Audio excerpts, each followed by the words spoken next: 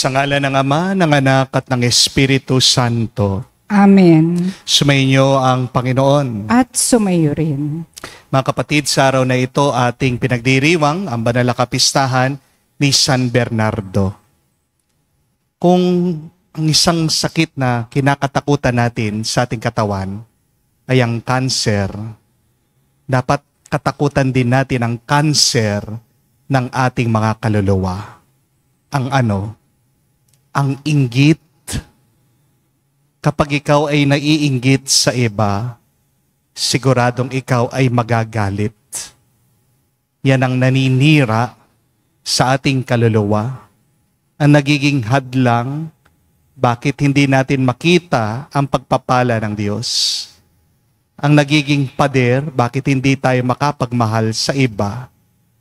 Dahil meron tayong gustong makuha na wala naman sa atin.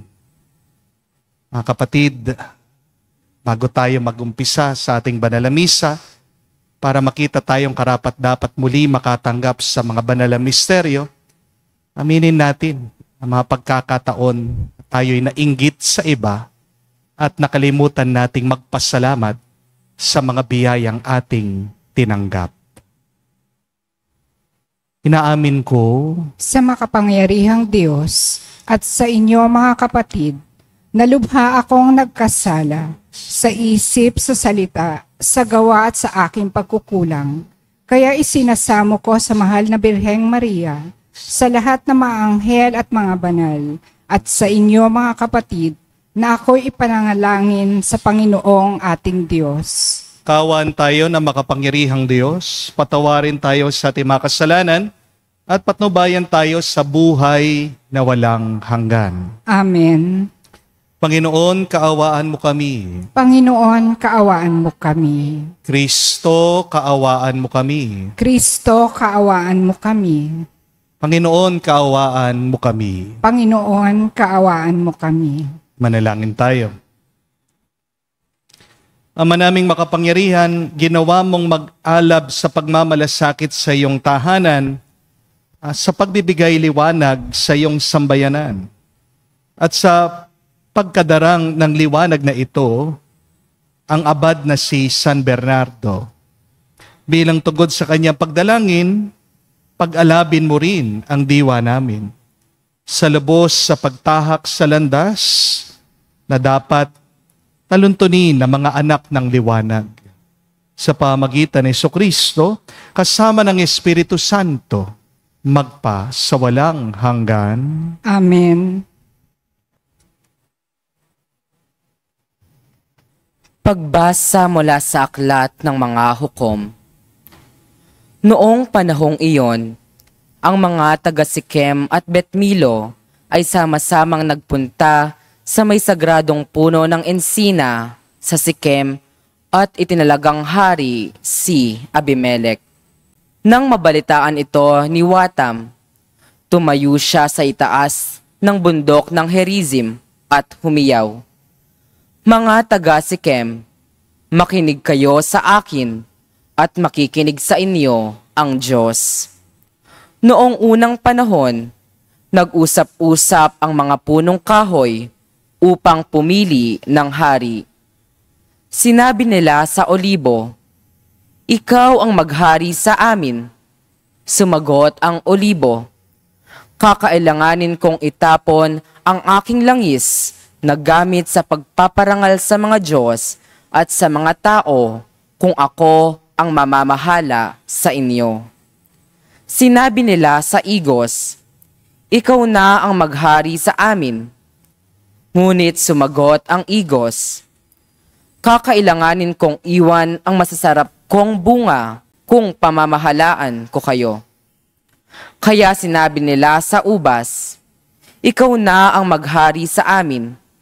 Sumagot ang ubas, "Sa akin nanggagaling ang alak na pampasaya sa mga Diyos at sa mga tao. Kakailanganin kong iwan yaon kung ako ang maghahari sa inyo." Kaya sinabi nila sa dawag, "Ikaw na nga ang maghari sa amin."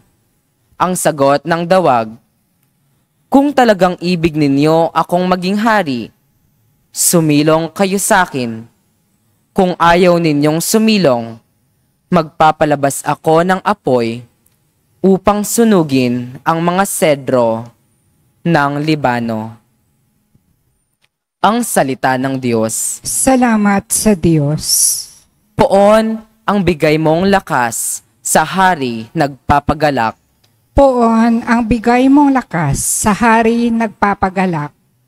Nagagalak ang hari o poon dahilan sa lakas mong bigay. Siya'y nagagalak sa kanyang tagumpay. Binigyan mo siya ng lahat ng kanyang mga kailangan at iyong dininig kaniyang kahilingan. Poon ang bigay mong lakas sa hari nagpapagalak. Dinalaw mo siya na ang iyong taglay ay gintong korona. Iyong pinagpalat pinutungan siya. Hiling niya'y buhay at iyon ang inyong pinagkaloob. Buhay na mahabat, walang pagkatapos. Poon ang bigay mong lakas sa hari nagpapagalak.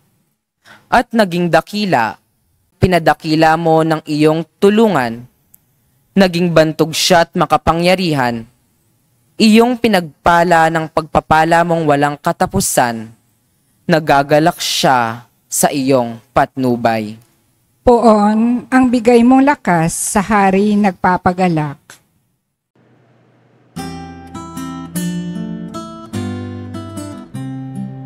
Alleluia, alleluia, alleluia, alleluia, alleluia, alleluia, alleluia, alleluia, alleluia, alleluia, alleluia, alleluia. Buhay ang salita ng Diyos. Ganap nitong natatalos tanang ating niloloob. Aleluya, aleluya. Sumainyo ang Panginoon. At sumayo rin. Ang mabuting balita ng Panginoon ayon kay San Mateo. Papuri sa iyo, Panginoon. Nung panong yun, sinabi ni Jesus sa kanya malagad, ang talimhagang ito. Ang paghahari ng Diyos ay katulad nito. Lumabas ng umagang-umaga ang may-ari ng ubasan upang humanap ng mga manggagawa. Na magkasundo na sila sa upa ng 1 denaryo maghapon, sila'y pinapunta niya sa kanyang ubasan. Lumabas siya muli ng mag-iikasyam ng umaga at nakakita siya ng iba pang tayo-tayo lamang sa liwasang bayan.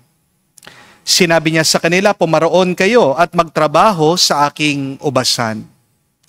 At bibigyan ko kayo ng karampatang upa. At pumaroon nga sila. Lumabas na naman siya na mag-ikakalibing-dalawa ng tanghali at nang magkakaikatlo ng hapon. At gayon din ang ginawa niya.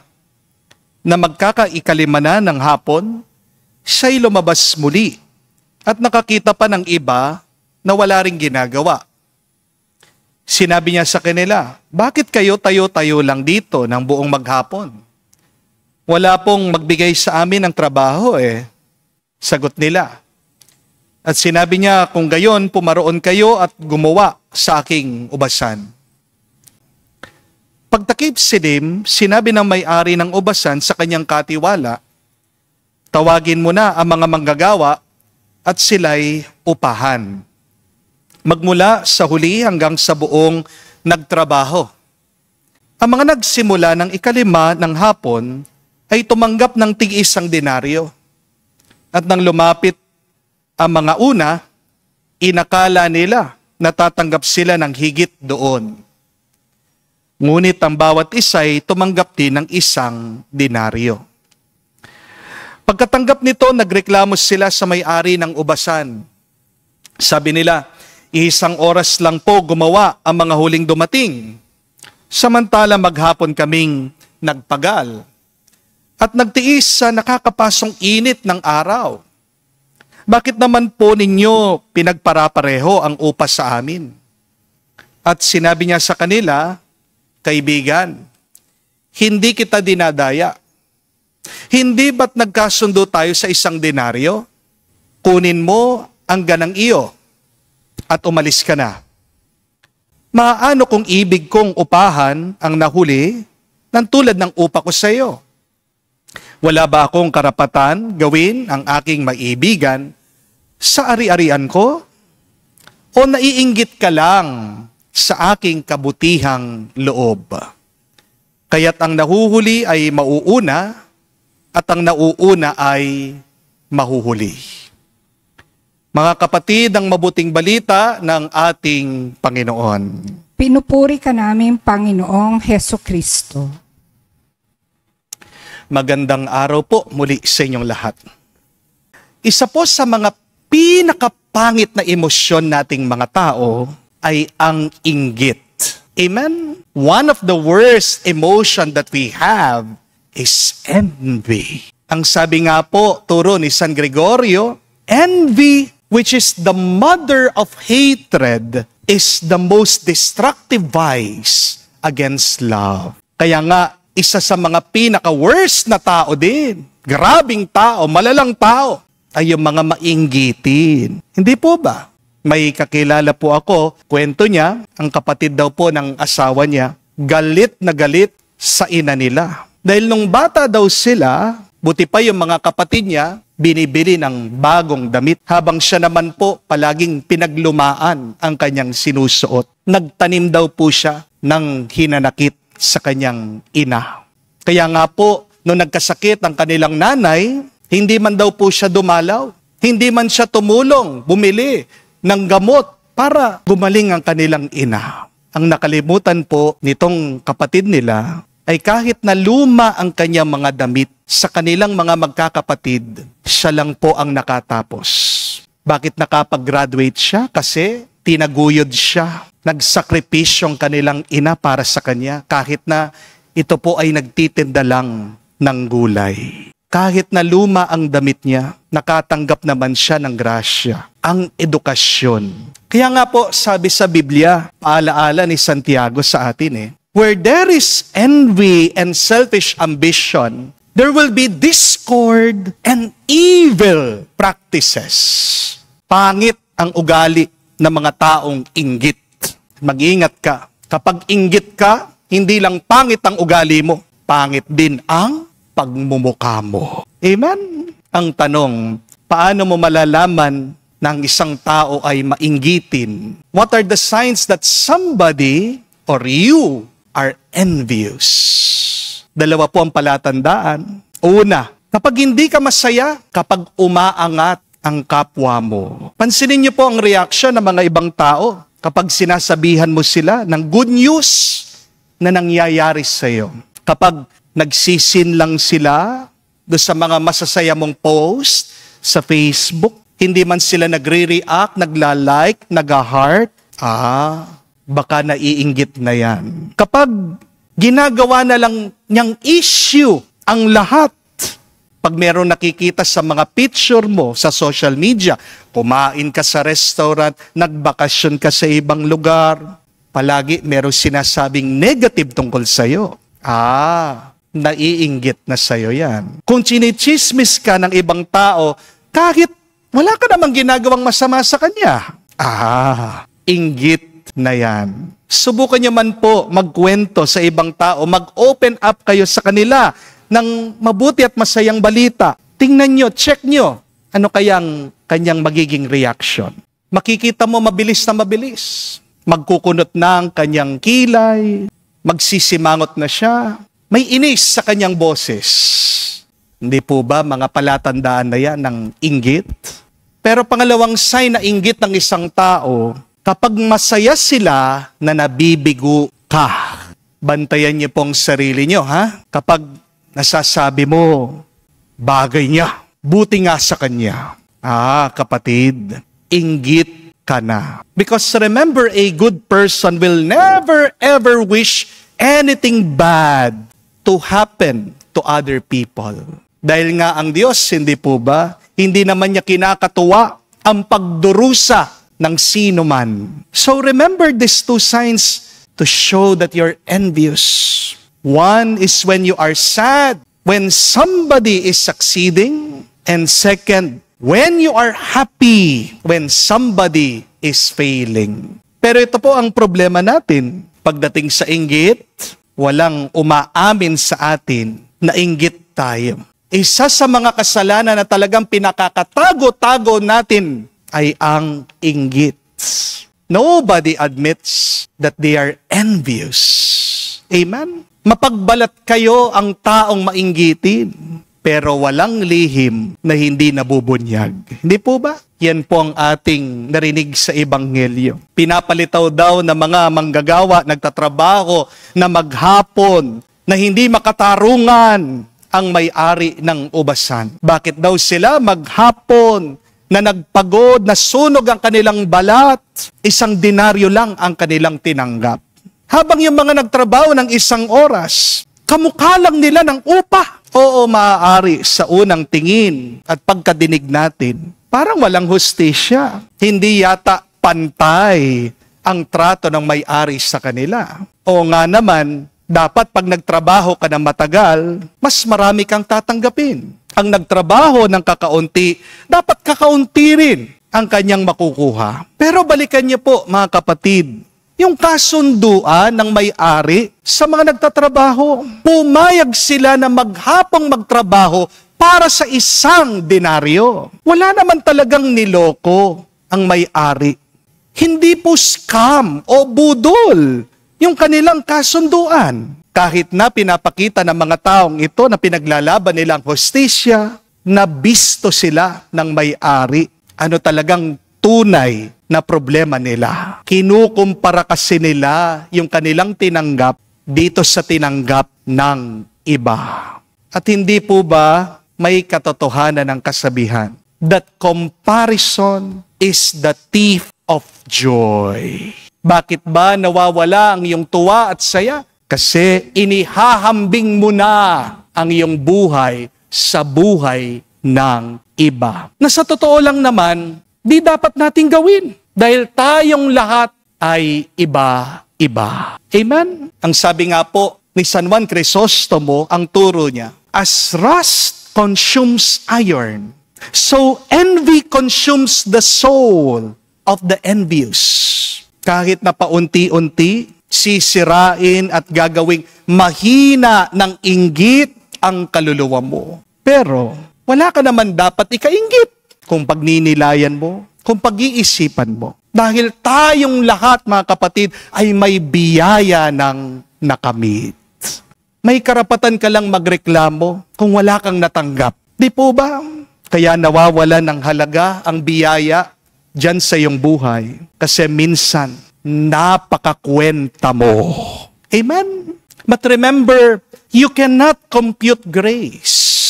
Because grace is overflowing. Grace is always given. Ang problema ng mga nagtrabaho sa Ebanghelyo ay nakalimutan na nila ang grasya. Ang isip ng mga manggagawa, kung magtatrabaho ko ng maraming aking tatanggapin. Pero hindi po ganyan sa kaharian ng Diyos. Understand, you don't get paid in the kingdom by your performance. But we are blessed because of God's goodness. Pagdating ng araw, kung man tayo'y makakapunta sa langit sa tulong at awa ng Diyos, ika'y makakarating sa kaharian niya. Wala ka naman talagang mapagmamalaki sa Diyos dahil ang lahat galing sa Kanya. Di po ba? Tandaan, parehas lang naman po nakapasok sa langit si San Pedro at yung magnanakaw na nakapako doon sa krus, doon sa Kalbaryo. Si San Pedro po, 3 years na palaging kasama ng Panginoon. Pero yung magnanakaw na nagsisi, 5 minutes lang, diretso doon sa paraiso. Bakit ganun ang nangyari? Hindi ba unfair yon? Ang tawag doon, mga kapatid, ay grasya. Ang grasya ay hindi tungkol sa kung ano ang iyong ginawa. Ang grasya ay tungkol sa kung ano ang ginagawa ng Diyos para sa iyo. Ang grasya ay tungkol sa kung anong gustong ibigay ng Panginoon sa iyo. Grace is not merited. Grace is something good that we receive despite of our unworthiness. Mag-ingat kayo, mga kapatid. Kung gusto niyong palaging patas ang Diyos, Dahil kung pag-iiralin lang ng Panginoon ang kanyang hustisya, magiging kawawa tayong lahat. Tayong lahat ay mapaparusahan. Sino ba sa inyo ang perpektong-perpekto? Wala. Sino ba sa atin na walang kasalanan? Wala. Ang sabi nga po, mababasa nyo in Psalm 130, if you, O Lord, should mark our guilt, who would survive? Kung gusto mo, patas palagi ang Diyos, makakarating ka sa impyerno. Pero salamat sa grasya, kaya tayo'y nakakaakyat sa langit. Don't ever forget, fair is hell and grace is heaven. But grace will always look unfair to someone who always think that they have earned it. Kaya nga po ang turo ni Santo Tomas de Aquino, envy is the sorrow for another's good. Kapag inggit ka, nalulungkot ka, kapag nakikita mong may mabuting nangyayari sa iba. Hindi masaya ang taong inggit kapag pinagpapala ang kapwa niya. Kaya nga, nagiging mapait ang puso ng tao, ito ay dahil sa inggit. You are bitter because you're envious. But your life will become sweeter if you will just be grateful. Kapatid, imbis na hinanakit ang iyong maramdaman, dahil palagi mong kinukumpara ang blessing mo sa blessing ng iba, pasalamat ka lang. 30 F ang dapat gawin nyo para malabanan nyo at maalis ang inggit sa puso nyo. The first F is focus on yourself. Make yourself better today than yesterday. The second is focus on your dreams. Huwag mong papakialaman yung panaginip ng iba. Sa kanila yun eh. Managinip ka para sa sarili mo. But the third F is focus on God. Ang kasalanan ng inggit ay nag-uumpisa sa ating mga mata. Di po ba? Kapag imbis na tinitignan mo ang grasya na bigay ng Diyos sa iyo, tinitignan mo ang biyaya ng iba. Pero mata din naman ang magiging daan ng ating pagpapala. Kung papansinin mo na ikaw ay nakakatanggap araw-araw ng biyaya. Kung titingnan mo, kung pagbubutihan mo ang iyong buhay ngayon. At kung hindi mo aalisin ang iyong tingin sa Diyos, mawawalan ka ng oras para mainggit sa iba at mawawalan ka ng lakas na pagkainggitan mo ang iba. So my dear friends, remember, you will never have the best life if you're envious.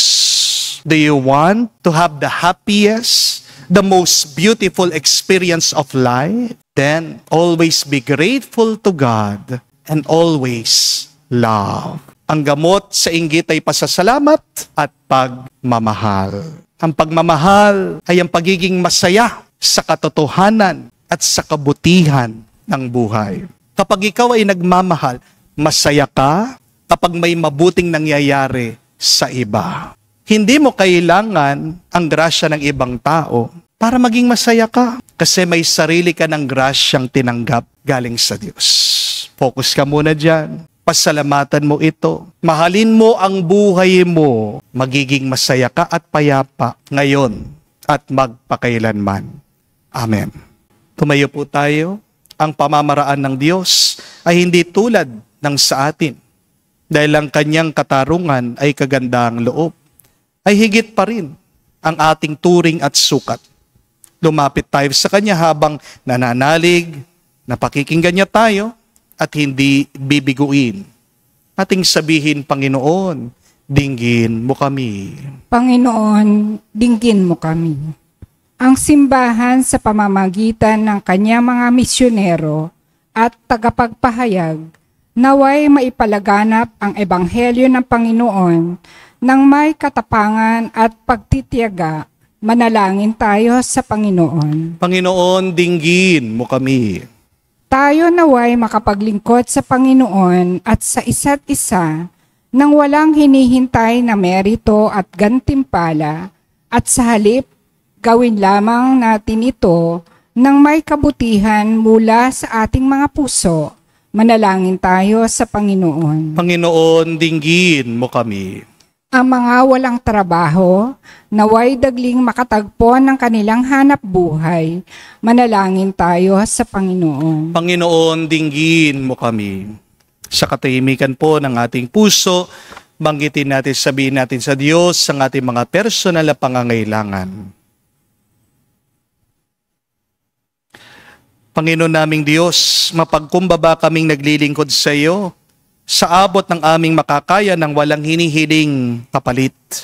Naniniwala kami na nasa piling ka namin at binibiyayaan mo kami na mabubuting bagay dahil sa iyong Ama na si Jesus, aming Panginoon. Amen.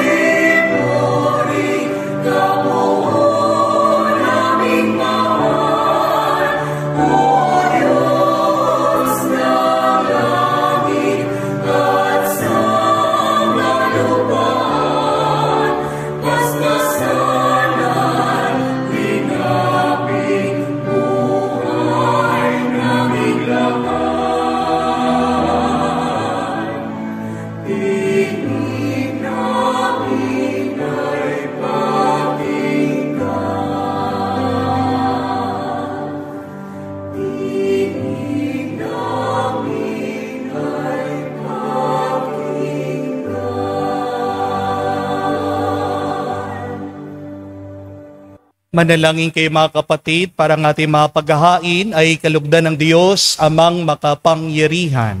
Tanggapin nawa ng Panginoon itong paghahain sa iyong mga kamay, sa kapurihan niya at karangalan, sa ating kapakinabangan at sa buong sampayanan niyang banal.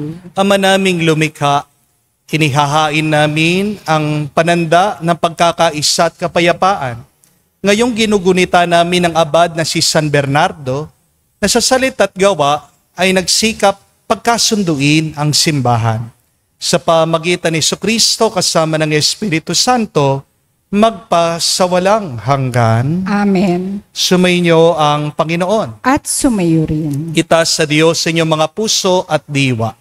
Itinaas na namin sa Panginoon. Pasalamatan natin ang Panginoong ating Diyos. Marapat na siya ay pasalamatan. Ama naming makapangyarihan, tunay nga marapat ikaw ang aming pasalamatan.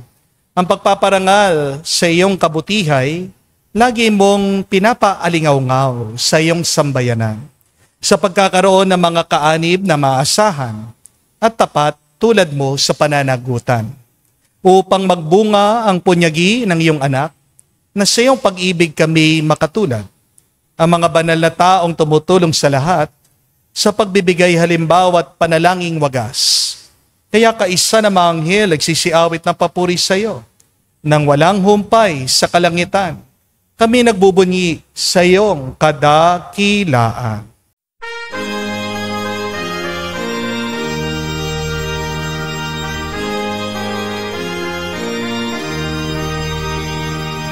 Santo, Santo, Santo, Panginoong Diyos ng mga hukbo. Napupuno ang langit at lupa ng kadakilaan mo. Hosana sa kaitasan, pinagpalang na paninito sa ngalan ng Panginoon. Hosana sa kaitasan, Hosana sa kaitasan.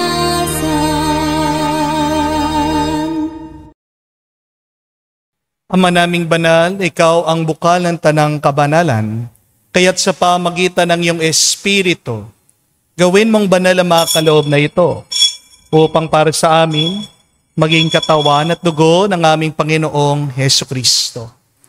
Bago niya pinagtiis ang kusang loob na maging handog, hinawakan niya ang tinapay, pinasalamatan kanya. Pinaghati-hati niya yon, inabot sa kanya malagad at sinabi, "Tanggapin ninyong lahat ito at kanin. Ito ang aking katawan na ihahandog para sa inyo."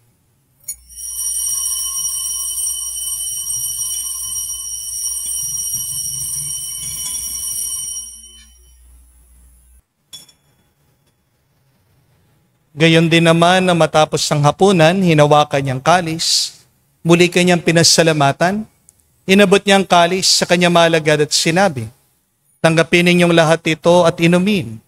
Ito ang kalis ng aking dugo, ng bago at walang hanggan tipan. Ang aking dugo na ibubuhos para sa inyo at para sa lahat. Sa pagpapatawad ng mga kasalanan, gawin ninyo ito sa pag-alaala sa akin."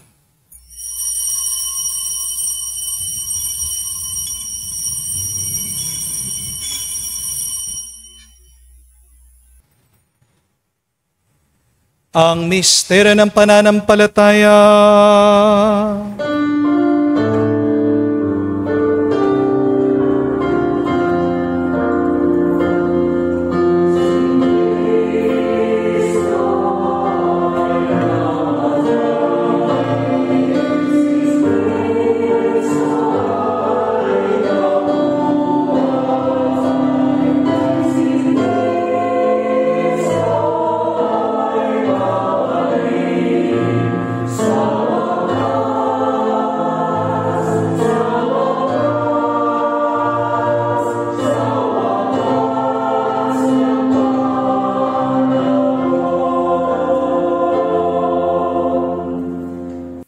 Ang mga ginagawa namin ngayon ang pag-alaala sa pagkamatay muling pagkabuhay ng iyong anak. Kaya tinialay namin sa iyong tinapay nagbibigay buhay at ang kalis na nagkakaloob ng kaligtasan. Kami nagpapasalamat dahil kami iyong minarapat na tumayo sa harap mo para maglingkod sa iyo. Sinasamo namin kami magsalo-salo sa katawan at dugo ni Kristo ay mabuklod sa pagkakaisa sa pamagitan ng Espiritu Santo. Amalingapin mong iyong simbahan laganap sa buong daigdig. Puspusin mo kami sa pag-ibig. Kaisa ni Leon ang aming Santo Papa, si Florentino aming Arsobispo ng Tanang Kaparian. Alalahanin mo rin ang aming mga kapatid na nahimlay, may pag-asang sila'y muling mabubuhay. Gayon din naman lahat ng mga pumanaw. Kawan mo't sila't patuloyin sa iyong kaliwanagan. Kawan mo't pagindapating kaming lahat, makasalo sa iyong buhay na walang wakas. Kaisa na mahal na Birhen Maria, Ina ng Diyos. Kaisa ni San Jose ang kanyang malwalhating esposo. Kaisa na mga apostol, lahat ng mga banal, na namuhay dito sa daigdig na kalugod-lugod sa iyo. May pagdiwang nawa namin ang pagpupuri sa ikararangal mo sa pamagitan ng iyong anak aming Panginoong Heso Kristo.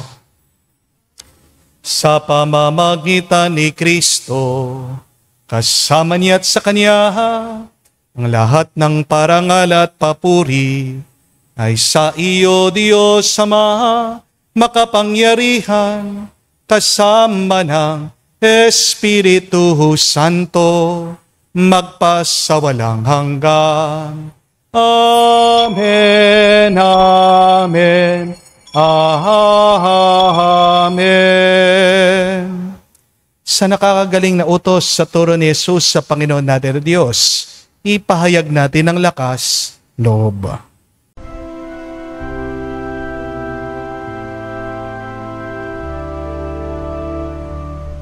Ama namin, sumasalangit ka, sambahin ang ngalan mo, mapasa amin ang kaharian mo,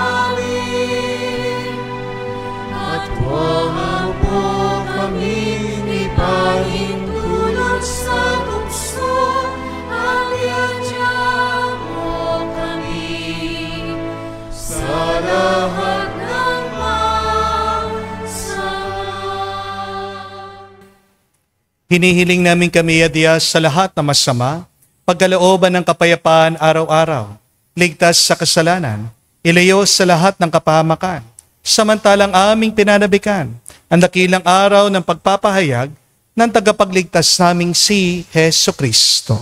Sapagkat sa iyo ang kaharian at ang kapangyarihan at ang kapurihan magpakailanman. Amen. Panginoong Heso Kristo, sinabi mo sa mga apostol, kapayapaan ang iniiwan ko sa inyo. Ang aking kapayapaan binibigay ko sa inyo. Tungayan mo ang aming pananampalataya at huwag ang aming pagkakasala. Pagkalooban mo kami ng kapayapaan at pagkakaisa ayon sa iyong kalooban, kasama ng Espiritu Santo, magpa sa walang hanggan. Amen. Kapayapaan ng Panginoon ay laging sumainyo. At sumayo rin. Magbigayan po tayo ng kapayapaan sa bawat isa. Peace with you po. Kapayapaan po sa inyong lahat. Kordero ng Diyos na nag-aalis ng mga kasalanan ng sanlibutan, maawa ka sa amin. Maawa ka sa amin. Kordero ng Diyos na nag-aalis ng mga kasalanan ng sanlibutan, maawa ka sa amin. Maawa ka sa amin. Kordero ng Diyos na nag-aalis ng mga kasalanan ng sanlibutan, ipagkaloob mo sa amin ang kapayapaan.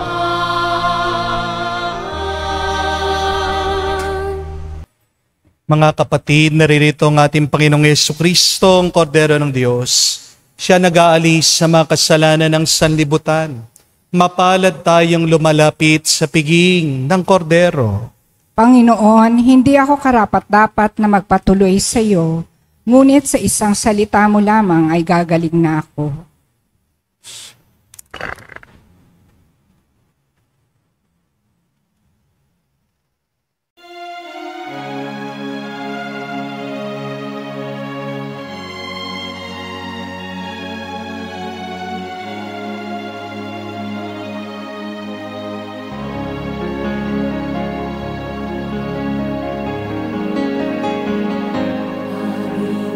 Panginoon, ito ang aming alay sa iyong kamanalan.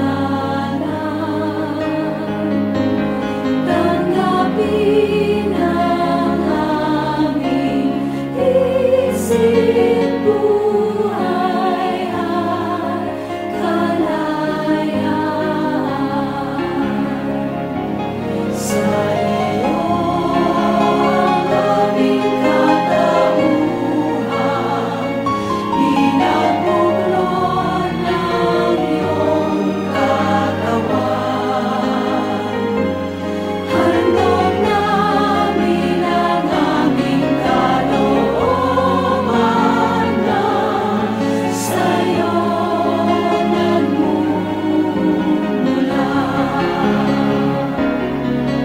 Dakila ang iyong puso, dakila ka, O Kristo, sambayan na kaming nagpupuri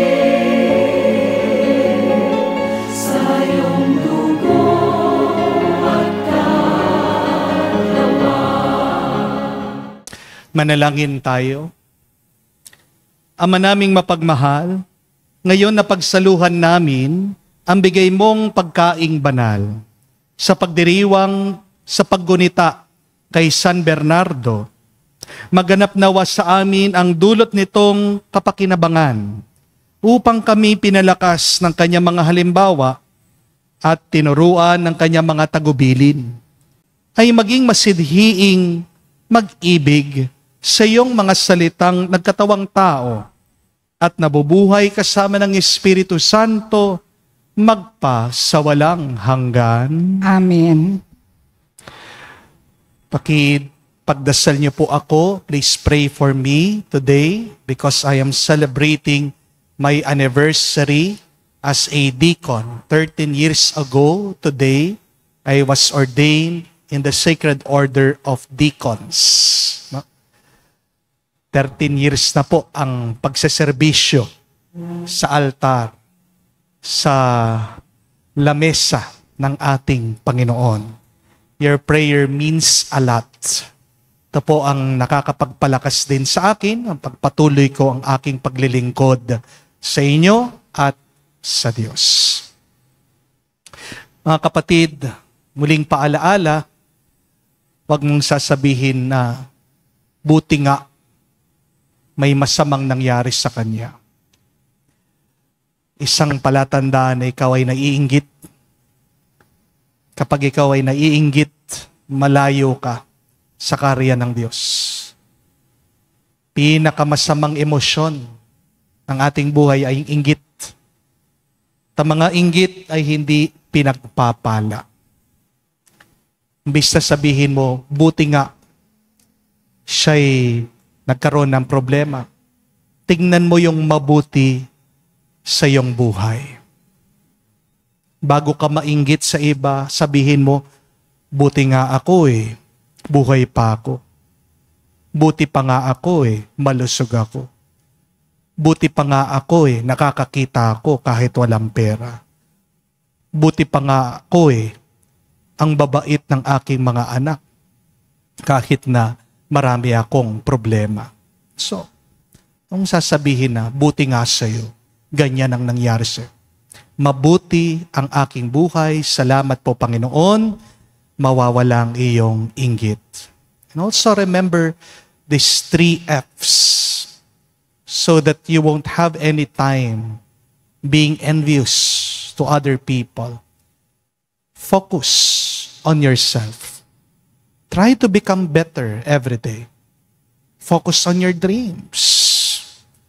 Kaya walang nangyayari sa'yo kasi hindi ka nagtsatsaga, hindi mo binibigyan ng oras at panahon, makamtan mong yung mga pangarap. And focus on God means pray. Palaging magdasal. Pag naiinggit ka na, pag tinitignan mo yung wala sa'yo, magdasal ka, papakita ng Diyos ano yung mga biyayang tinanggap mo.